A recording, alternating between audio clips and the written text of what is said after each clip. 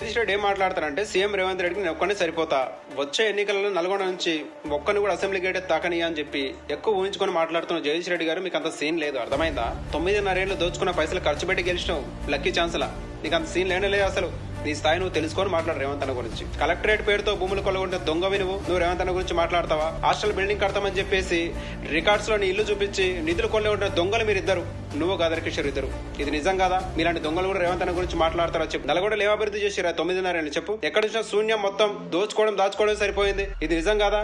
మీలాంటి దొంగల రేవంత్ అన్న గురించి మాట్లాడి చెప్పు. 10 ఏళ్ళు ఒక రేషన్ కార్డు ఇచ్చిరా? రేషన్ కార్డు మీరు శాతగాలి సన్నాసిగాలి మీరు రేవంత్ అన్న గురించి మాట్లాడతారు. గదర్ కిషోర్ నీ కూడా చెప్తున్నా, 60,000 ఓట్లతో ఓడిపోయిన దద్దమ్మ గౌడి నువ్వు రేవంత్ అన్న గురించి మాట్లాడతావా చెప్పు.